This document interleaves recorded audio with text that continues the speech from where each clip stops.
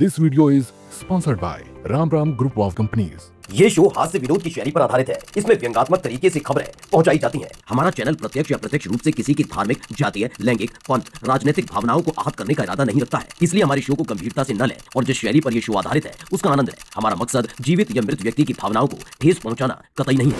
नमस्ते, मेरा नाम है ब्रजेश तिवारी और आप देख रहे हैं हमारा खास कार्यक्रम खरी खरी। गोलमाल है भाई, सब गोलमाल है। इंद्रप्रस्थ के गलियारों से ऐसी खबर आई जिसने बादशाह के तन बदन को प्रफुल्लित होने का अवसर दिया। 27 बरस बाद बादशाह और चाणक्य ने इंद्रप्रस्थ पर राजनीतिक कब्जा कर लिया और फिर शुरू हुआ मगध साम्राज्य पर विजय पताका फहराने का टास्क, जिसमें दो चीजें ट्रेंड में ला दी, एक मखाना, दूसरा पखाना। एक तरफ मगध साम्राज्य में बादशाह ने मखाने से अपने अटूट रिश्ते की कहानी बयां की। मैं भी 365 दिन में से 300 दिन तो ऐसे होंगे कि मैं मखाना जरूर खाता हूं। तो वहीं इंद्रप्रस्थ की सड़क को मुसलमान विरोधियों की फौज ने पखाना में तब्दील कर दिया।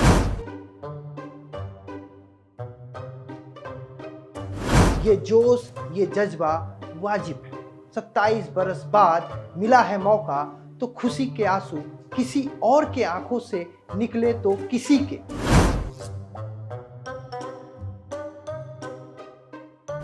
खैर, ना खाऊंगा ना खाने दूंगा वालों के राज में रियाया अन्न का एक दाना भी जाया नहीं जाने देना चाहते। तो प्यासी युद्ध के बाद भूकासी युद्ध इतिहास के पन्नों में अमर हो गया, जो बादशाह के राज में ही मुमकिन था।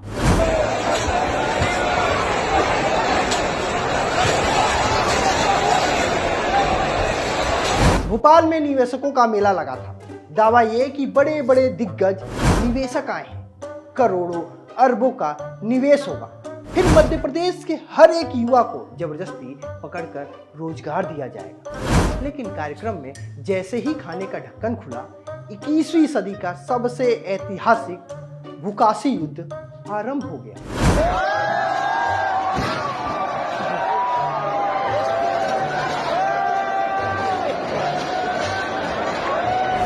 एक युद्ध तो बादशाह के जूतों तले अपने ईमान को कालीन की तरह बिछा देने वाले घोघा बसंत भी लड़ रहे हैं। कल तक परेशानी थी कि डोनाल्ड बाबू ने अमेरिका विजय के अवसर पर बादशाह को आमंत्रित नहीं किया। अब आमंत्रित किया तो विदेशी भूमि पर होने वाले अपमान की तस्वीरों को कैसे छिपाया जाए।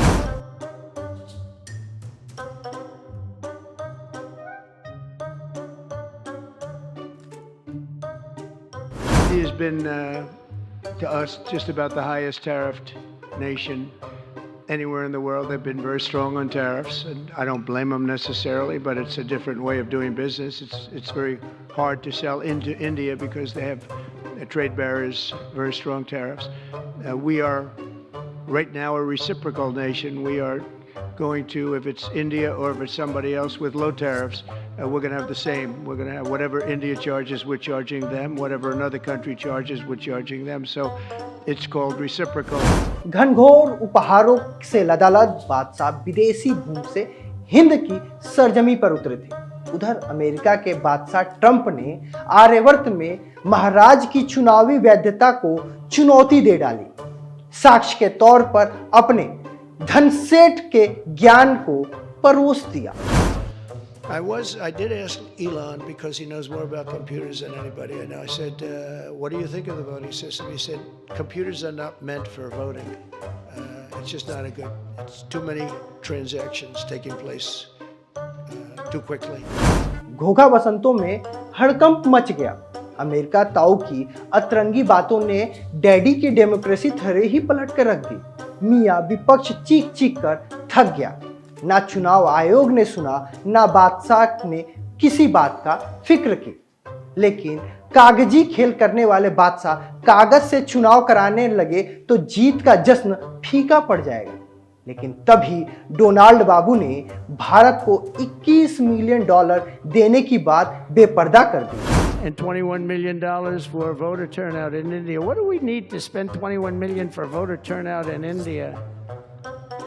Wow, $21 million. I guess they were trying to get somebody else elected. Wow, we ought to tell. पिछले एक महीने से कोई सुखद समाचार घोघा बसंतों को नहीं मिल रहा था, जिसके जरिए वो बादशाह के लिए जी हजूरी की अव्वल आने की प्रतियोगिता का हिस्सा बन सके। ट्रंप का बयान मानो सत्यनारायण की कथा का प्रसाद हो गया, जो जमकर बांटा भी और जमकर खाया भी। मोदी को हटाने के लिए बाइडेन ने पैसे दिए थे। आज की बात रजत शर्मा के साथ। ट्रंप मोदी ने निकालने शुरू किए देश के गद्दारों के नाम ... बीजेपी कांग्रेस के बीच भयंकर बवाल मच गया। न्यूज की पाठशाला। क्या बाइडेन ने पीएम मोदी के खिलाफ रची थी साजिश? ट्रंप का बड़ा आरोप। ट्रंप के खुलासे पर मोदी का ताबड़तोड़ एक्शन ... जांच शुरू। मोदी के खिलाफ साजिश करने वाले एक्सपोज। न्यूज की पाठशाला। यूएस एड को लेकर सियासी तूफान। राहुल गांधी पर देश से गद्दारी का आरोप। मोदी को हराने के लिए विदेशी ताकतों का सहारा। बादशाह की ताकत का असर आने लगा था, लेकिन यह असर मानो पैरासीटामॉल हो गया। 24 घंटे कफूर और अब वही ट्रंप $21 मिलियन अपने परम मित्र को नाम सहित देने का दावा करने लगे। $21 million going to my friend, Prime Minister Modi in India, for voter turnout. We're giving $21 million for voter turnout in India. What about us? I want voter turnout too, Governor. कल तक कांग्रेस और राहुल गांधी को गद्दार कहने वाले गायब हो चुके थे। घोघा बसंत माथा पीटने लगे। वार रुकवाने वाले पापा के भाई के खुलासे का सदमा बर्दाश्त नहीं कर पाए, तो इंद्रप्रस्थ विजय का ढोल पीटने लगे। जैसा राजा वैसी प्रजा का तो पता नहीं, लेकिन अफसोस जैसा राजा वैसे सिपाही वाली कहावत को इंद्रप्रस्थ साम्राज्य की नई पटरानी ने चिरतार्थ कर दिया।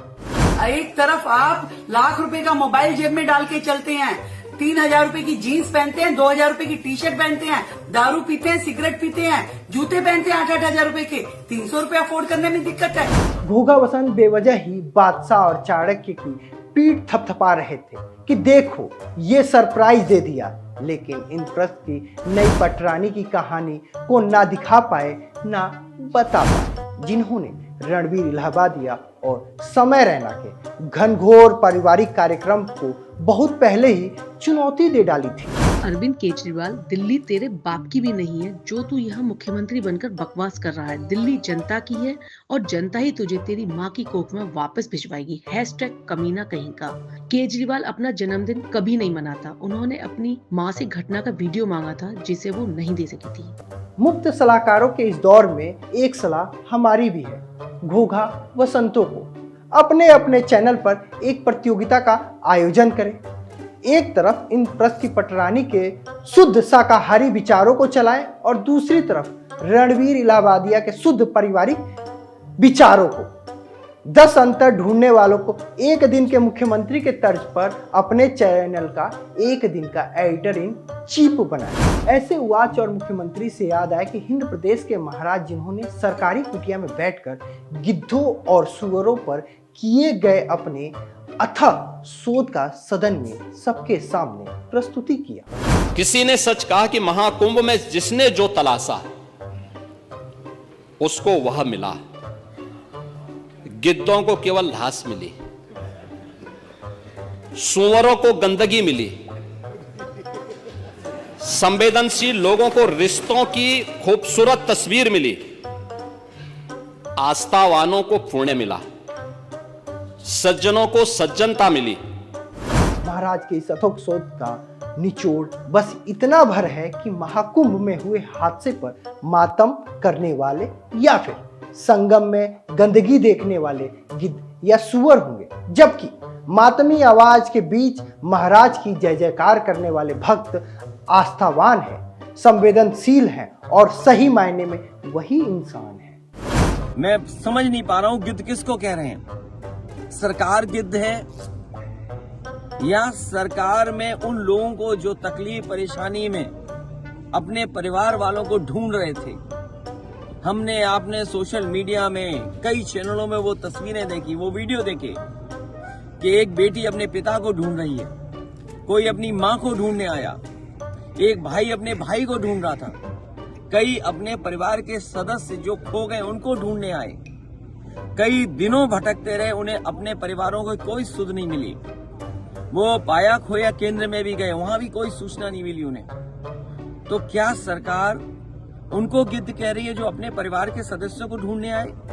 बादशाह के मुंह बोले छोटे भाई श्री श्री शास्त्री ने तो महाकुंभ हादसे में मरने वालों की पर्ची तक निकाल दी थी, जिसमें मरने वालों को मोक्ष पा लिया था। तो वहीं नई दिल्ली रेलवे स्टेशन में भगदड़ में 18 लोग की मौत हो गई। अब मोक्ष वाली थ्योरी कहां से चलाई जाए, जहां ना गंगा मैया ना कुंभ सजा है। तो इसके लिए बादशाह ने बेपटरी हो चुके सिपाही के पे नया फरमान जारी कर दिया। रेलवे ने ट्विटर से दिल्ली भगदड़ के वीडियो हटाने को कहा। 15 फरवरी को नई दिल्ली रेलवे स्टेशन पर हुए भगदड़ के वीडियो को रेलवे ने ट्विटर से हटाने के लिए कहा है। रेल मंत्रालय ने 285 लिंक हटाने का निर्देश दिया है। न रहेगा बांस न बजेगी बांसुरी। वैसे भी मातमी आवाजों पर सरकारी बांसुरी बजाने वाले काम घोंघा छाप जोरों पर कर रहे हैं। दिन रात हिंदू मुसलमान, कभी गोबर पुराण तो कभी गोमूत्र कथा को सैटेलाइट चैनल पर परोसा जा रहा है। जरूरत पड़ी तो हिंद राष्ट्र का झंडा बुलंद कर दिया जाता है। लेकिन उसी हिंद राष्ट्र में पैरोकारों ने हिंदी भाषा की ऐसी तैसी कर दी। समाधिकारी श्रीमती का पत्र दिनांक 13/9/2024। समिति है वो, समिति विधायी समाधिकार समिति, विधायी समाधिकार समिति का पत्र दिनांक 13/9/2024। ये उत्तर प्रदेश के नौनिहालों को कठमुल्ला ना बनने देने और उर्दू को जगह आधुनिक विषय पर जोर देने वाले हिंद प्रदेश के महाराज के सिपाही हैं। नाम है संदीप सिंह, जिनके कंधे पर बेसिक शिक्षा विभाग की जिम्मेदारी है। उस जिम्मेदारी का निर्वहन कितने अंतर्मन से महाराज के मंत्री करते होंगे, अंदाजा उनकी पाठन शैली से लगाया जा सकता है। इनकी मंत्री बनने की योग्यता सिर्फ इतनी है कि ये उत्तर प्रदेश के पूर्व मुख्यमंत्री कल्याण सिंह के पोते हैं। लेकिन हिंदी भाषा के सम्मान में अपना सब कुछ झोंक देने का भरसक प्रयास सिर्फ संदीप सिंह ने ही नहीं, बल्कि मगध प्रदेश के कमल छापी पतवार संभालने वाले दिलीप बाबू भी प्रतियोगिता में उतर गए। मंत्री पद से इस्तीफा दिया तो चिंदी वाली हिंदी चेप। डॉक्टर दिलीप कुमार जायसवाल, मंत्री राजस्व एवं भूमि सुधार विभाग, बिहार सरकार। पत्रांक दिनांक 26 फरवरी 2025।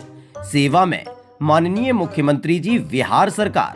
सादर सूचित करना है कि मैं डॉक्टर दिलीप कुमार जायसवाल, मंत्री राजस्व एवं भूमि सुधार विभाग के पद से स्वेच्छा से इस्तीफा देता हूं। सादर सूचनार्थ एवं आवश्यक कार्रवाई हेतु प्रेषित दिलीप कुमार जायसवाल, 26 फरवरी 2025। इधर इस्तीफा दिया, उधर मगध प्रदेश में 7 कमल छापी कोहिनूर में संजय सरावगी, सुनील कुमार, जीवेश कुमार, राजू कुमार सिंह, मोतीलाल प्रसाद, विजय कुमार मंडल और कृष्ण कुमार मंटू। ये कैबिनेट विस्तार ऐसे वक्त हुआ जब नीतीश कुमार के स्वास्थ्य का हवाला देके बीजेपी चुनाव से पहले माहौल बनाने में जुटी है। तो वहीं नीतीश कुमार के बेटे निशांत कुमार ने बादशाह और चाचा चाणक्य की मुसीबत बढ़ा दी है। ABP news. निशांत कुमार ने पिता नीतीश कुमार को चेहरा बनाने की मांग की। बीजेपी बोली इसमें कोई ... निशांत कुमार के बयान से बिहार का सियासी तापमान चढ़ गया है। उन्होंने पिता को एनडीए का नेता घोषित करने की बात कही थी। अब बीजेपी की तरफ से भी जवाब आया है। बिहार में अपनी विजय को लेके हिंद सिरमौर बनाने का दावा करने वाले कितने निश्चिंत हैं, उसका प्रदर्शन अपनी एक बैठक में ही कर दिया।